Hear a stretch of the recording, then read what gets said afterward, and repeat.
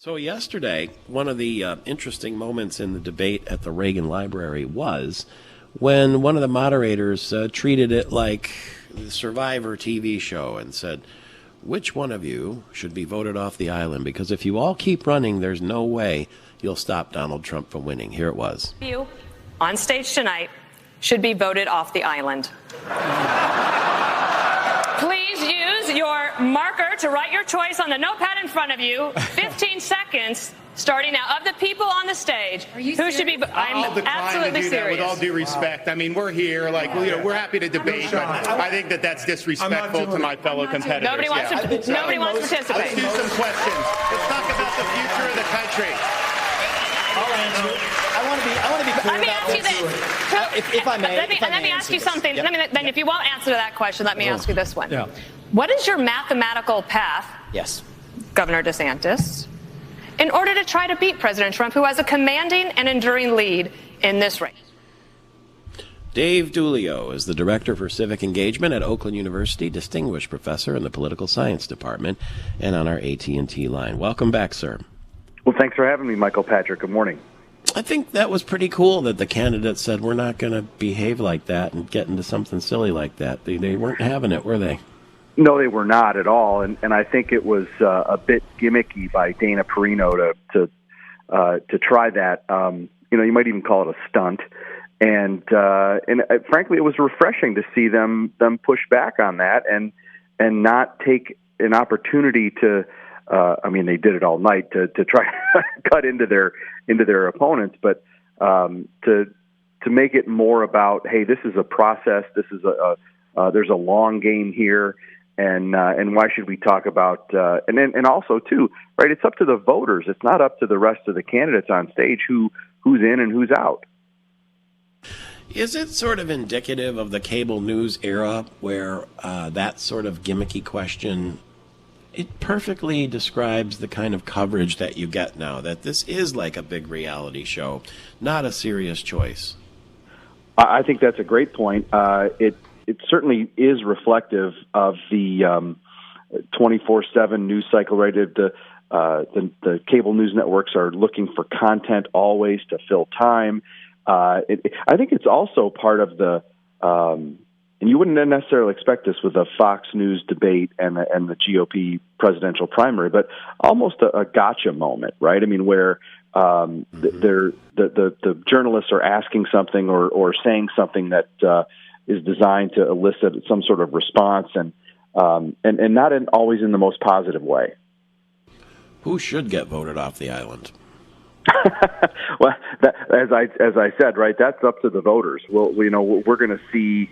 We're about 100 days away, maybe, from the Iowa caucuses, and that's when I think you're going to start to see some real movement.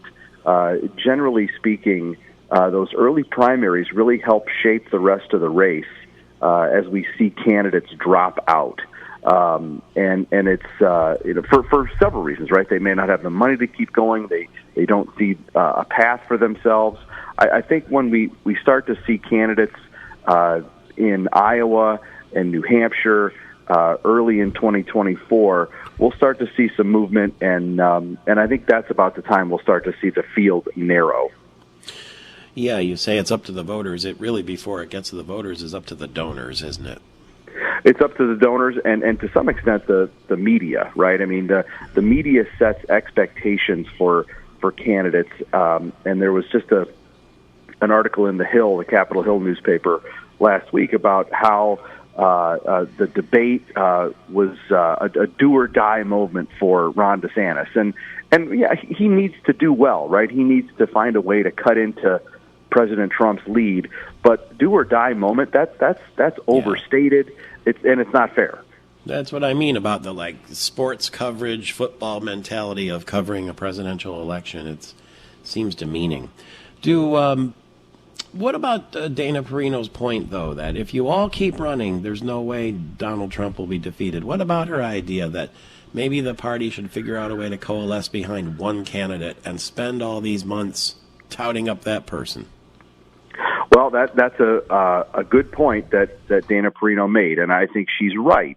I just don't like the way that she went about it, and I also think too that that there's a consideration for the next step in that process, right? Which is, even if all of the other candidates drop out and the sort of mainstream Republican Party coalesces behind one primary candidate, they still have to figure out a way, number one, to beat Donald Trump in the delegate race, and then two, arguably more importantly for Republican prospects, is figure out a way to beat Joe Biden, right? And that's a harder thing these days in the GOP, I think, than people are thinking about, because Trump's supporters are all in for him, but it's an open question whether or not folks that like Donald Trump would vote for somebody other than Donald Trump, even in a general election against Joe Biden.